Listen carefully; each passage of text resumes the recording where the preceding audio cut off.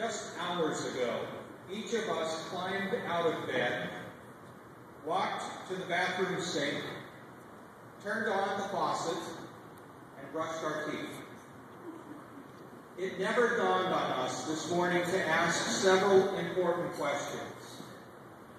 Is there enough pressure for the water to rise to the level of the faucet? Is the water clean?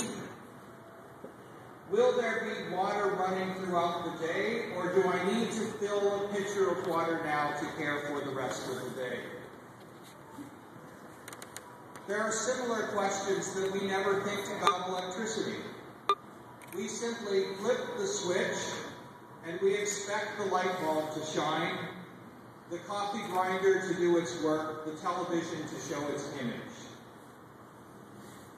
And when an airplane we're flying in begins to approach a landing at O'Hare Field, we don't ever wonder whether the runway will support the plane or whether someone has made sure that the cows will not wander onto the airstrip.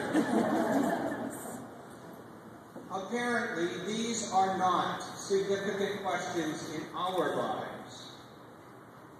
But these questions of this kind, have been a very important part of the life and ministry of Janet and Robert Thornbloom. In fact, they understand these questions to be Christ-like questions. They understand these questions to be questions of deep theological significance. They understand these questions to be questions of Christian service.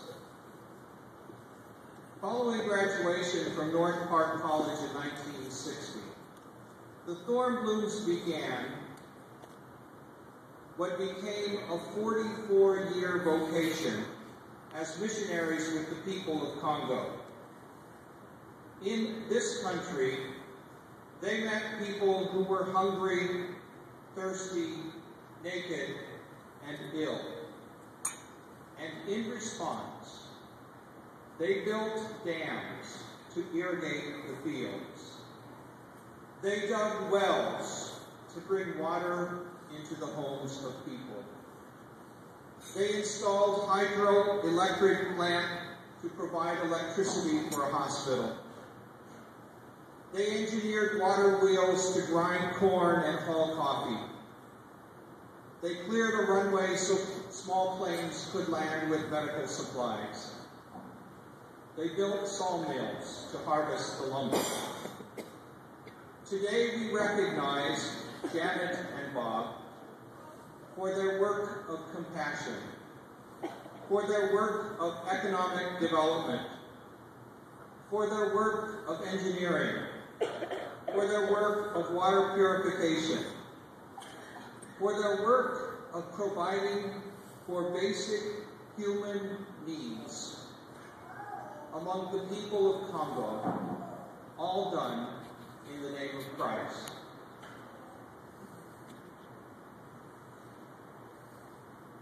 In days to come, as they stand by the right hand of their Master, in testimony of lives they have lived and extending the love of Christ over 44 years to the people of Congo, in that day when they stand on the right hand of their Master, they will hear these words of invitation. Come, you are blessed by my Father. Inherit the kingdom prepared for you from the foundation of the world. For I was hungry, and you gave me food. I was thirsty, and you gave me something to drink. I was a stranger, and you welcomed me. I was naked, and you gave me clothing. I was sick, and you took care of me. I was in prison, and you visited me. Truly, I tell you, just as you did it to the least of these who are members of my family, you did it to me. And so I invite you to join with me today in an expression of thanks to God for the life and service of Robert and Janet Thornbloom, distinguished alumni of North Park University.